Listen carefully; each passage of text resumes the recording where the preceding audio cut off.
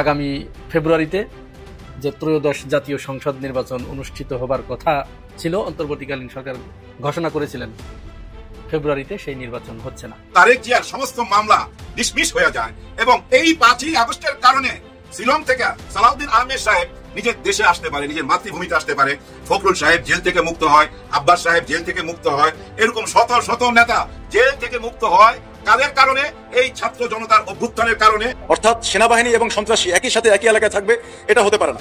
এটা শুধু আমার একার আবেদন না, সারা দেশবাসীর আবেদন। সমস্ত পথঘাট বন্ধ করতে চায়, যাতে কোনো জায়গা দিয়ে কেউ কোনো দিক ঢুকতে না পারে, প্রবেশ করার কোনো সুযোগ না। ঢাকা শহরের প্রতিটি রাস্তা গলিতে পুলিশের চোখের জাল বিছিয়ে ফেলেছে ডিএমপি। 50টি থানার পুলিশ সদস্যরা সতর্ক অবস্থানে, কয়েকশো পুলিশ সদস্য টহল দিয়ে ঘুরছে। ডিএমপির সব থানা পুলিশ সহ 7,000 পুলিশ সদস্য রাস্তায় মহড়া দিয়েছে। সোজা আঙ্গুলে ঘি না উঠলে আঙ্গুল বাঁকা করা হবে, তবে এর মাঝখানে নতুন কিছু শব্দ কানেক্টেড হচ্ছে। আজকে সরকার যে ঘোষণা দিয়েছে, অনেকটা মনে হয়েছে ডক্টর মোহাম্মদ ইউনূস সরকার তিনি আয়রন ম্যানের ভূমিকা পালন করতে যাবেন, অর্থাৎ তিনি লৌহ মানব হবেন।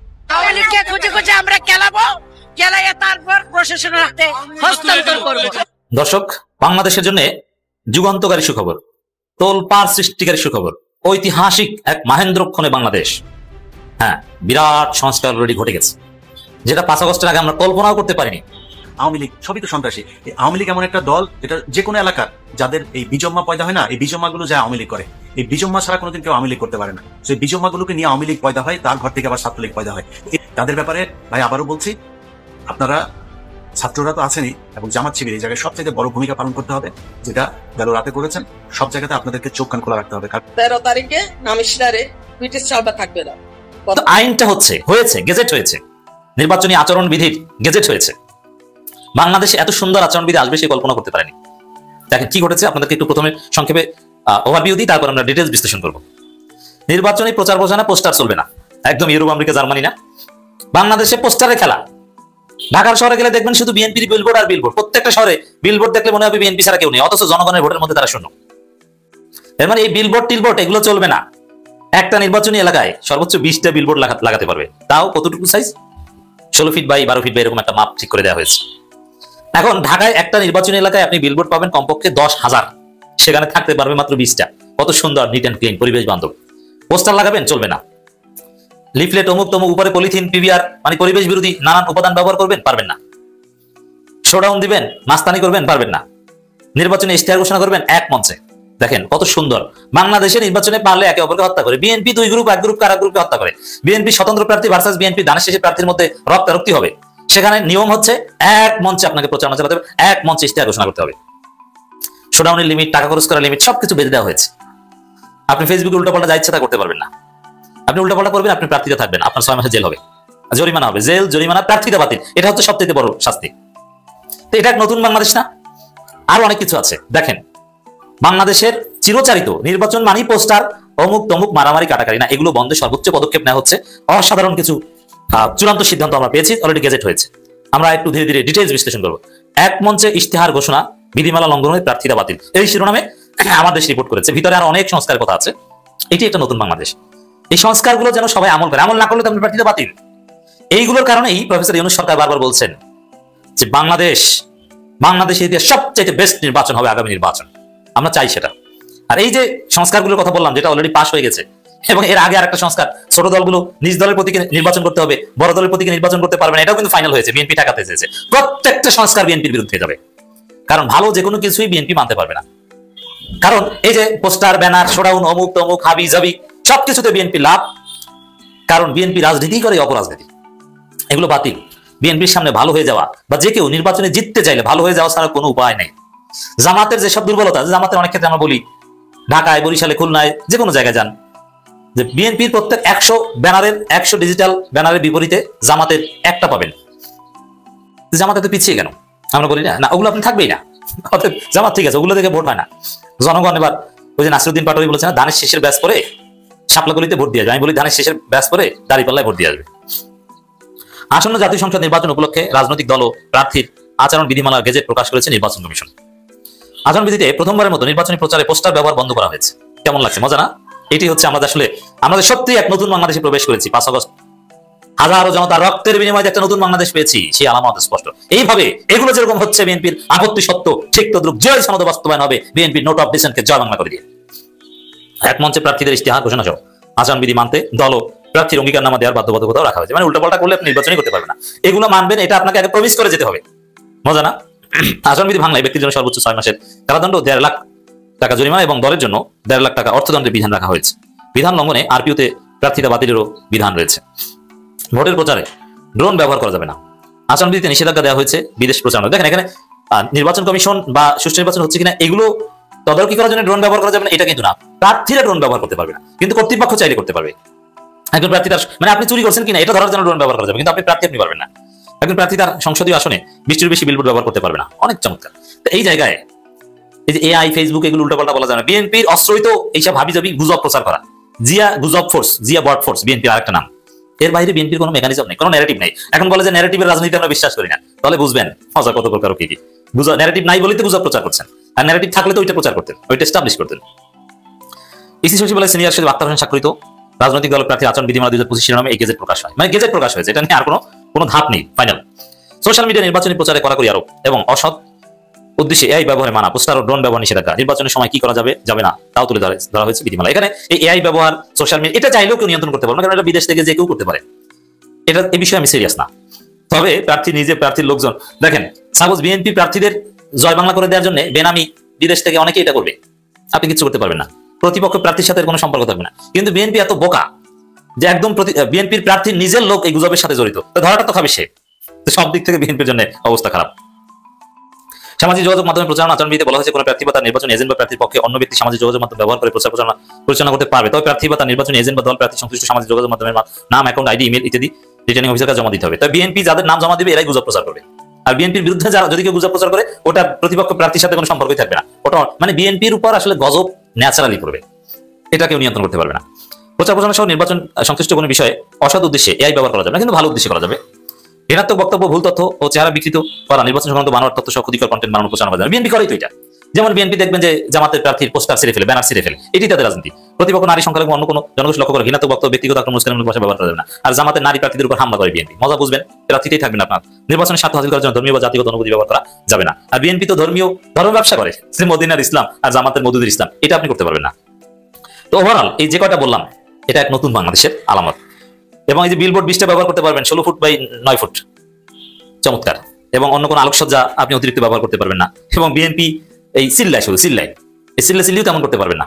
একটা মজার কথা বলি, দেখেন ময়লা কাপড় পইরা, নোংরা কাপড় পইরা বাইরে যেতে লজ্জা লাগে, তাই না? যেমন আজকে আমি একটা নতুন কেন যেন আমাকে ভালো লাগে, তার মানে কি নোংরা কাপড় পইরা, ময়লা কাপড় পইরা আপনার সামনে আসতে আমার লজ্জা লাগে। কিন্তু আমার মাইন্ডের ভিতরে যে নোংরা চিন্তা ভাবনাগুলো আছে সেইটার কারণে কেন আমি লজ্জা পাই না? কারণ ওইটা দেখা যায় না, আর এটা দেখা যায়। আর এই দেখা যাওয়া না যাওয়া নিয়ে কিছু কথা বলি। একটু আগে দেখতেছিলাম ওই যে তারেক সাহেব ইনুচ্চা তারিকা উপদেষ্টাকে বানাইছে তারেক, হ্যাঁ, ওই যে তারেক রহমান 2 ব্যালেন্স হারায় ফেলাইছে, না খাই আছে না, 100 কত ঘন্টা জানি পার করছে। কিন্তু নির্বাচন কমিশন থেকে যখন জানাই দিল যে 500 ঘন্টা পার করলো, কিছু করার নাই, তখনই এরকম ব্যালেন্স হারায় ফেলছে।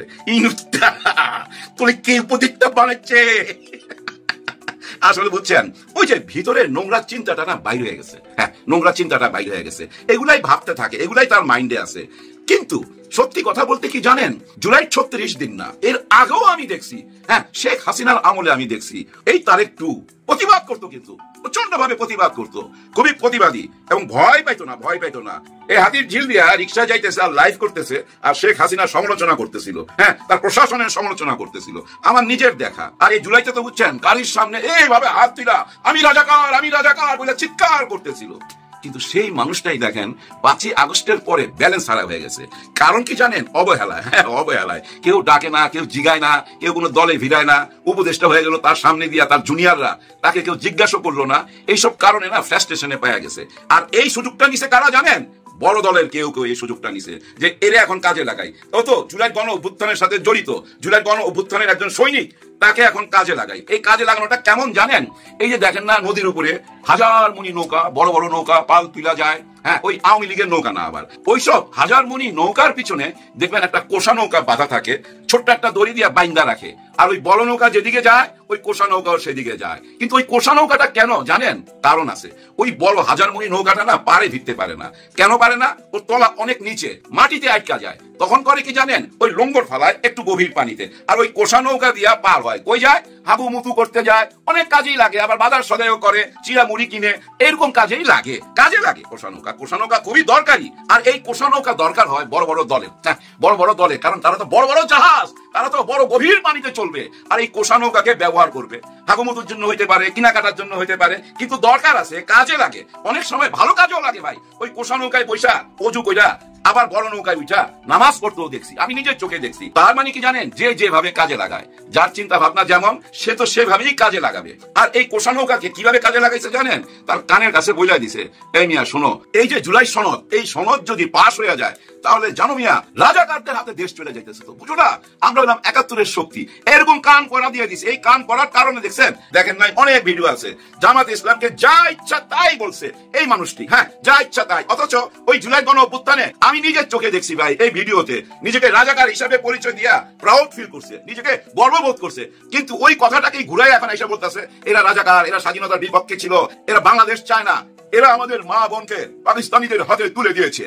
কিন্তু দেখেন এইসব কোষা নৌকার এই ধরনের কথা কই থেকে আসে? কারণ বড়রাও তো বলে, বড়রাও বলে, আর বড়রা বলে বইলাই তো এরা বলে, আর এদের কথা এরা শুনে বইলাই তো ওরা যায় ওই অনশন ভাঙায়। হ্যাঁ, ওরা যায় তো অনশন ভাঙায়। তার মানে এই কোষা নৌকা আমার লাগবেই।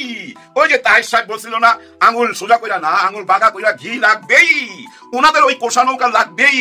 এইভাবে এই দেশের রাজনীতি চলতেছে। এই যে দেখেন না, নমিনেশন দেওয়ার পর কি ঘটতেছে। হ্যাঁ, একটু আগেও দেখলাম রাস্তার মধ্যে দুইজন আইসা পুরা সিনেমার স্টাইলে তো ধাপাধাপ মাইরা চলে গেল রাস্তার মধ্যে।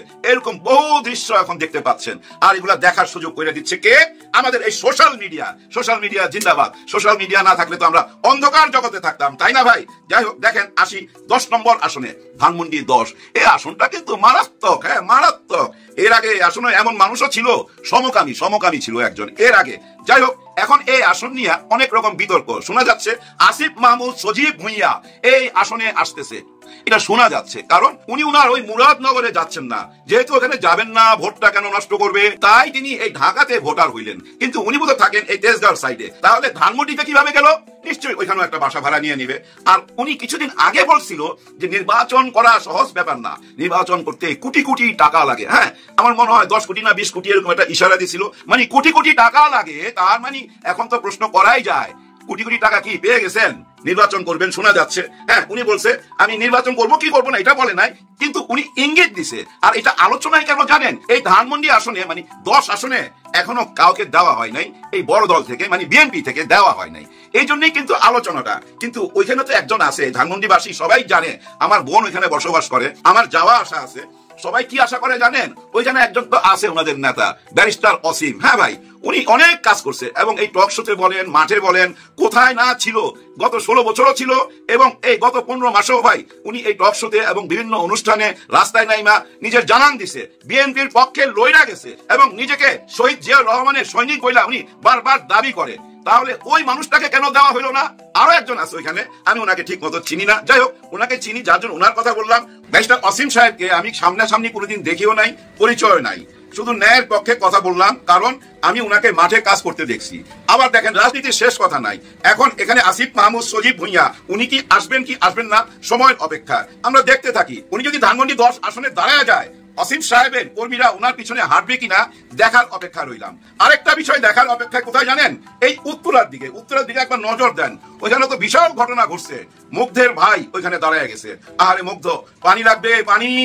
সেই মুগ্ধের ভাই ওইখানে দাঁড়াবার পর অনেক খুশি হয়েছিলাম, কিন্তু উনার বয়ান দেখা হায় হায়, ওই যে বলে না সকালে সূর্য দেখলেই বোঝা যায় দিনটা কেমন যাবে, উনার মুখের কথা শুনা কি বুঝলাম, আমি তো ভাই অবাক হয়ে গেলাম।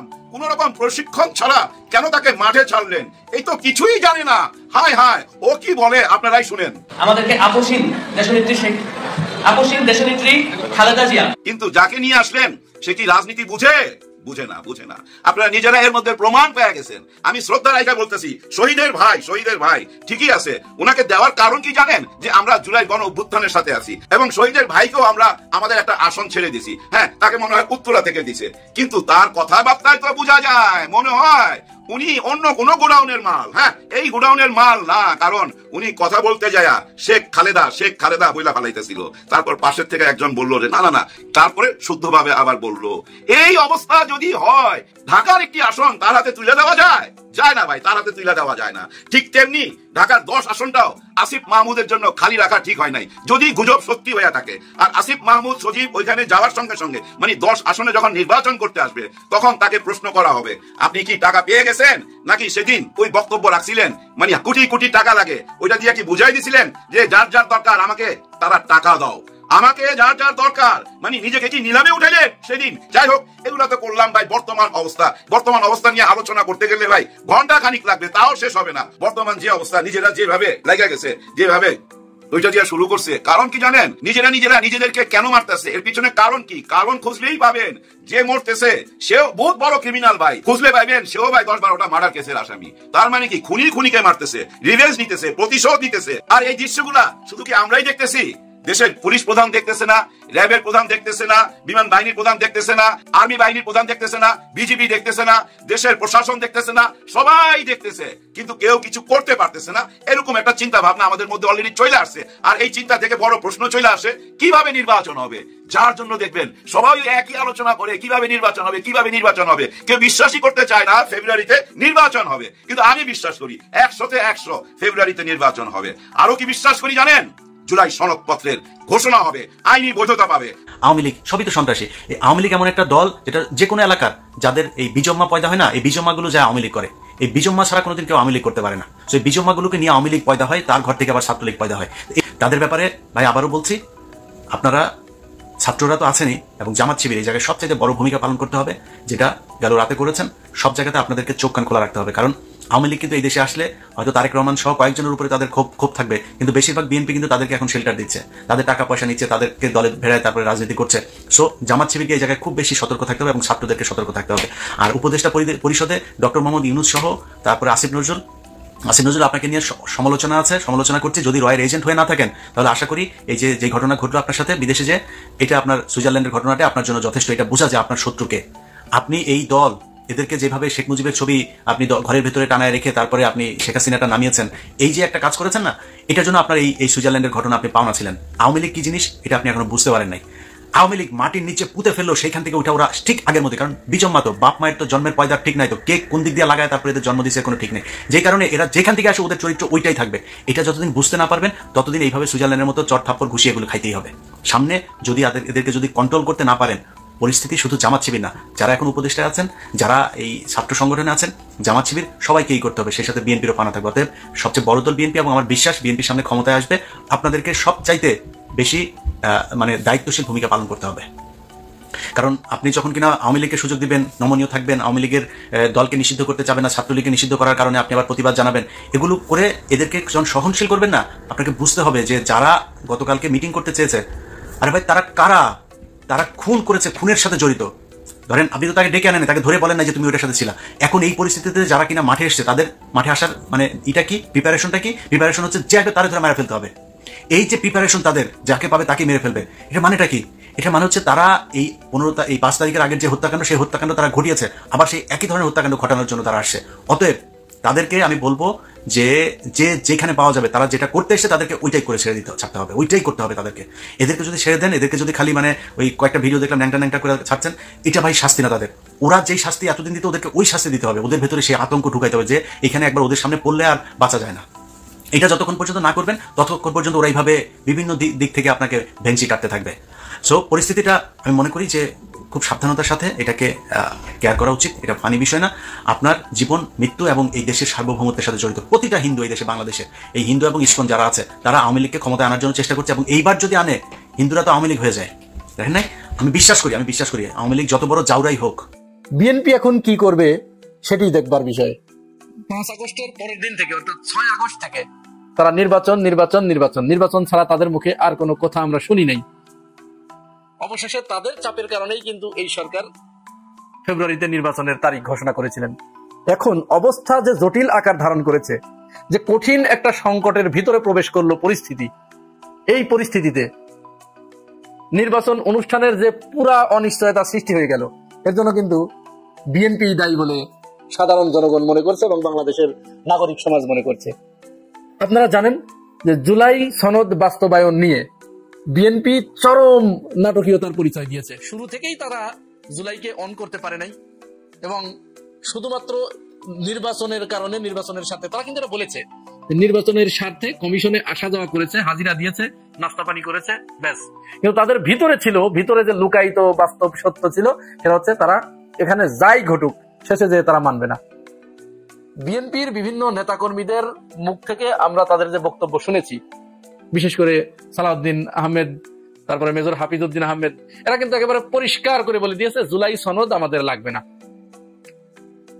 এখন সবখানে যখন আলোচনা করতে করতে তাদের সমস্ত দাবি যখন অন্যান্য দল মেনে নিয়েছে, তারা চিন্তা করলো যে সর্বনাশ, সব যা বলি তাই মেনে নেয়, তো এখন কি করা যায়? এখন তো তাইলে এত আর হলো না, এটা তো বাস্তবায়ন করলে, জুলাই সনদ বাস্তবায়ন হলে আমরা যে শেখ হাসিনা যা করে গেছে আমরাও তো সেটা করতে চাচ্ছি, তো সেটা তো আর করা যাবে না।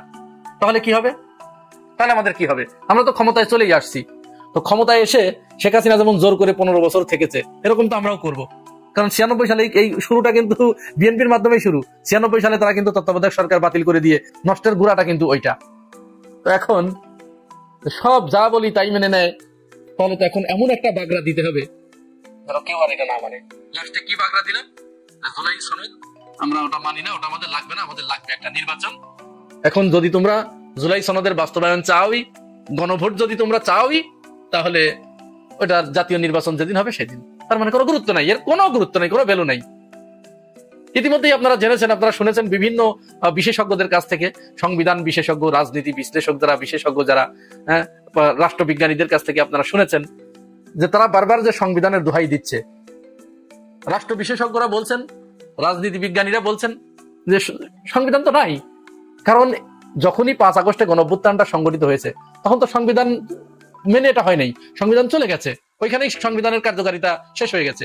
সুতরাং এখন এই সরকার যে সুপ্রিম কোর্টের একটা রায় নিয়ে এই সরকার পরিচালিত হচ্ছে, তাহলে এই সরকারেরই বা বৈধতা দেবে কে? আর এই সরকার যে নির্বাচনটা করে দেবে, সেই নির্বাচনেরই বা বৈধতা দেবে কে? কিসের ভিত্তিতে এই নির্বাচনটা অনুষ্ঠিত হবে? তারা বলছে যে যেহেতু সুপ্রিম কোর্ট এই সরকারের বৈধতা দিয়েছে, আর এই সরকারের বৈধতা দেবে জুলাই সনদ, আর জুলাই সনদ বৈধতা দেবে আগামী নির্বাচনের। কারণ বিএনপি এখন যে 72-এর সংবিধান মেনে চলার কথা বলছে, এই সংবিধান যদি মেনে চলতে হয় তাহলে তো 2026 সালে নির্বাচন নাই। 2026 সালে কি নির্বাচন আছে? সংবিধান যদি বিএনপি আঁকড়ে ধরে রাখে, তাহলে সংবিধান অনুযায়ী তো নির্বাচন 5 বছর পর পর হবার কথা। তো 2024 সালের জানুয়ারিতে নির্বাচন হয়েছে, তাহলে আবার 2029 সালে গিয়ে নির্বাচন। এখন বিএনপির এমন অবস্থা হয়েছে যে আমারটুকু ভালো, বাকি কোনোটা ভালো না, বাকিগুলো সব খারাপ। এর ভিতরেই যে বার্তাটি, যে কঠিন বার্তা আজকে জামাত ইসলামের নেতৃত্বে 8 দল লক্ষ লক্ষ মানুষের উপস্থিতিতে যে ঘোষণা দিলেন, জামাত আমির তিনি পরিষ্কার করে বলেছেন আগামী নির্বাচনের আগে, ফেব্রুয়ারির নির্বাচনের আগে গণভোটের মাধ্যমে জুলাই সনদ বাস্তবায়ন করতে হবে। যদি এটা না করা হয়, এর ব্যত্যয় ঘটলে ফেব্রুয়ারিতে কোনো নির্বাচন অনুষ্ঠিত হতে দেয়া হবে না।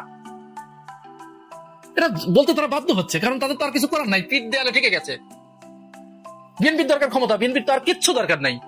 জুলাই গণঅভ্যুত্থানে যারা শাহাদত বরণ করেছে, যারা পঙ্গুত্ব বরণ করেছে, এদের দিকে বিএনপির তাকানোর দরকার নাই। তো তারা ক্ষমতায় আসলেই তাদের সব ওকে, যেহেতু তাদের নেতা কর্মীরা হাঙরের মতো হা করে তারা লুটপাটের জন্য ব্যস্ত হয়ে আছে।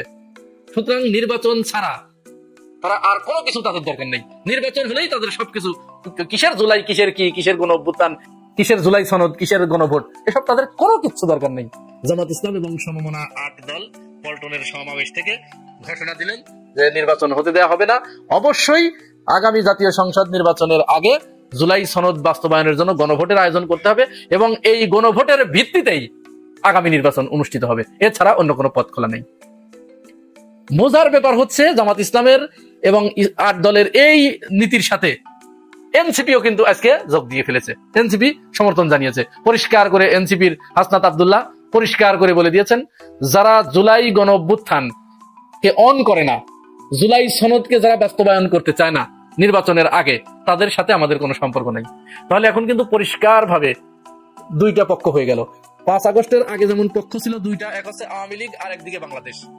5 আগস্টের পরে এখন এই জুলাই সনদ বাস্তবায়নের ক্ষেত্রে গণভোটের পর্যায়ে গিয়ে এখন আবার দুইটা দলে কিন্তু বিভক্ত বাংলাদেশের মানুষ। একদিকে গণঅভ্যুত্থানের পক্ষের শক্তি, অর্থাৎ গণভোটের পক্ষের শক্তি, অর্থাৎ জুলাই সনদ বাস্তবায়নের পক্ষের শক্তি, আর একদিকে জুলাই সনদ টনদ কিচ্ছু মানি না, শুধুমাত্র ক্ষমতার পক্ষের শক্তি। পরিষ্কার ভাবে দুইটা বিভক্ত হয়ে গেল। কিন্তু এখন এই যে বিএনপি একটা বিপদ নিজেদের জন্য ডেকে আনলো, যেহেতু তাদের নির্বাচন লাগবে, এখন এই যে 8 দল এবং এর সাথে আবার এনসিপিও যোগ দিয়ে দিল। বিএনপির ভিতরে যে কয়েক দল আছে, কয়েকটি দল আছে শরিক দল, এরাও কিন্তু মনে মনে চাচ্ছে যে না, যারা জুলাইকে অন করে, কেউ কেউ কিন্তু আছে, সবাই একরকম না, তারা চাচ্ছে যে না, জাতীয় নির্বাচনের আগে গণভোটটা হয়ে যাক। এমনকি এই যে মীর মুগ্ধের ভাই, শহীদ মীর মুগ্ধের ভাই মীর স্নিগ্ধ, তাকে বিএনপি ডেকে নিয়ে গিয়ে নমিনেশন দিয়েছে।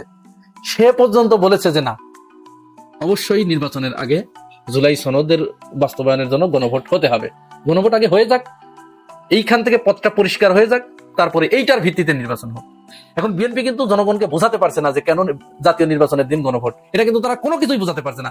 তাদের ধরে থাকতে হবে, তাই তারা থাকছে। এখন তো এই যে বিপদটায় পড়লেন, এখন কিভাবে এটা ম্যানেজ করবেন করেন।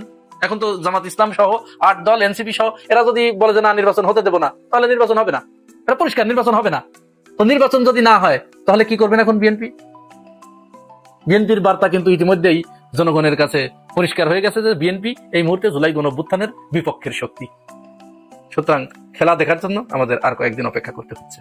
আর সেই অভ্যুত্থানের নেতৃত্বে যারা ছিল তারা একটি দল করছে এনসিপি। এই এনসিপি দলটা করার সঙ্গে সঙ্গে তাদেরকে আপন করে নিলে কি অসুবিধা ছিল বলেন তো? কোনো অসুবিধা ছিল? আমরা কি বড় ভাইয়ের মতো আচরণ করছি? না, একদমই করি নাই। ওরা আমাদের সন্তান সমতুল্য, কিন্তু আমরা ওই সম্মানটা তাদেরকে দেই নাই। সম্মান বাদ দেন, স্নেহ মমতা সেইটুক পর্যন্ত দেই নাই। বরঞ্চ তাদের পিছনে এই যে কিছু ভাড়াটিয়া বুদ্ধিজীবী আছে না, তাদেরকে লেলিয়ে দেওয়া হইলো। তারা অনলাইনে আইসা, টক শোতে আইসা তাদেরকে যেভাবে ধোলাই করলো গত 15 মাস, আমরা ভুলাই গেলাম 5ই আগস্টের কথা, সমস্ত সুযোগ সুবিধার কথা আমরা ভুলা গেলাম। কিন্তু সুযোগ সুবিধা শুধু কি উনারাই নিছে, আর কেউ নেয় নাই? নিছে ভাই, জামাত ইসলামও পাইছে সুযোগ সুবিধা। আর এই সুযোগ সুবিধা জামাত ইসলাম কেন পাইছে? ওনারা জড়িত ছিল এই গণ অভ্যুত্থানের সাথে, জড়িত ছিল ভাই, বিএনপিও জড়িত ছিল, জড়িত ছিল ছাত্র শিবির, ছাত্র দল, সবাই জড়িত ছিল। কিন্তু দেখেন সবাই মিলে এখন একটা খাতারনাক টাইম নিয়ে আসলো। এই টাইমটা কিন্তু খুবই খাতারনাক। 13 তারিখে দখল করে নিবে সবকিছু। হাই হাই, সামনে এসে কথা বলতেছে কে? সজীব ওয়াজেদ জয়, সেও ভাই এখন অ্যাক্টিভ, সেও ভাই গরম বক্তব্য রাখতেছে। 13 তারিখেই সবকিছু দখল করে নিতে হবে, কারণ 13 তারিখে ওই যে মামলার রায় হবে, ওই দিনটাই বেছে নিতে হয়েছে। আর বারবার বলতেছে চারিদিক থেকে ঝাঁপায়া পড়তেছে। ও ভাই, হ্যাঁ ভাই, ঝাঁপায়া পড়ছে। 2টা বাসে আগুন দিছে, একজন মারা গেছে, ককটেল ফুটাইছে ভাই, বিভিন্ন জায়গায় ককটেল ফুটাইছে, 4-5 জন অ্যারেস্ট হয়েছে। এনসিপির অফিসের সামনেও ককটেল ফুটাইছে কালকে মাঝরাইতে। ওইখান থেকে 2 জনকে ধরছে, কিছু উত্তম মধ্যম দিয়া পুলিশের হাতে তুলে দিছে। দেখছেন পুলিশের কাজ বাইরা গেল, কত কাজ বাইরা গেল। ভাই ব্রাদার, সন্ত্রাসী, চোর, ডাকাত আর নেতার মধ্যে পার্থক্য কি জানেন? পার্থক্য হলো চোরের পিছনে, ডাকাতের পিছনে, সন্ত্রাসীর পিছনে পুলিশ দৌড়ায় বেড়ায়, আর নেতার সামনে সামনে হাঁটে, ওই নেতাকে পাহারা দেয়। এইটুকুই তফাৎ চোর আর নেতার মধ্যে। চোরের পিছনে পুলিশ ছুটে আর নেতার সামনে পুলিশ হাঁটে, এইটুকুই তো তফাৎ। কিন্তু সেই পুলিশ কিন্তু যদি ঘুরা দাঁড়ায় তখন কিন্তু নেতাও দৌড়ায়। একটু আগে দেখলাম ভাই, যা দৌড়াইতেছে রে ভাই, আর পাছার মধ্যে দিতেছে, সমানে দিতেছে। আরো দিবে ভাই, 13 তারিখে আরো দিবে। কারণ কি জানেন? ভুল রাজনীতি, সন্ত্রাসী দল হয়ে গেছে তো এখন। এমনিতেই তাদের বিরুদ্ধে কত রকম মামলা মোকদ্দমা, ফাঁসির রায় হইতে যাচ্ছে, হয়তো বা ফাঁসির রায়, এটা আমি আগ বাড়ায় বলতে পারি না, মহামান্য আদালত যেটা রায় দেয় ওই রায় হইতে যাচ্ছে, তো যার জন্য মাথা খারাপ হয়ে গেছে। সমানে টাকা ঢালতেছে, মানি ইজ বিগ পাওয়ার, সেই পাওয়ারটাকে কাজে লাগাইতেছে। কোন টাইমে চিন্তা করেন একটু, কোন টাইমে? যে টাইমে শেখ হাসিনা এবং তার দল বলেন রায় হইতে যাচ্ছে, এই রায়টা তারা মাইনা নিবে না, মাইনা নিতে পারতেছে না। কিন্তু মাইনা নিতে হবে। কি করবেন বলেন? যখন আপনি ছিলেন তখন তো আপনার হাতে ছিল ভাই, আর্মি ছিল, পুলিশ ছিল, র্যাব ছিল, গোয়েন্দা বিভাগ ছিল, সবাই ছিল, আপনার হেলমেট বাহিনী ছিল। এত কিছু নিয়েই যখন পারলেন না, পালায়া যাইতে হইলো। এখন পালায়া যায় কি সব বক্তব্য দিতেছে। একটু আগে দেখলাম আরাফাত, সেও ভাই গরম বক্তব্য দিতেছে, সবাইকে ঝাঁপায়া পড়তে বলতেছে। কিন্তু সবাই ঝাঁপায়া পড়বে আর আপনারা ওইখানে 5 স্টার হোটেলে মৌজ মারবেন, যার যার সেফ স্থান থেকে অন্যের মা বোনের বুক খালি করার বুদ্ধি দিবেন। এগুলো কোনো কথা? এগুলো কোনো রাজনীতি না, এগুলো কোনো রাজনীতি না। কিন্তু আমাদের দুর্ভাগ্য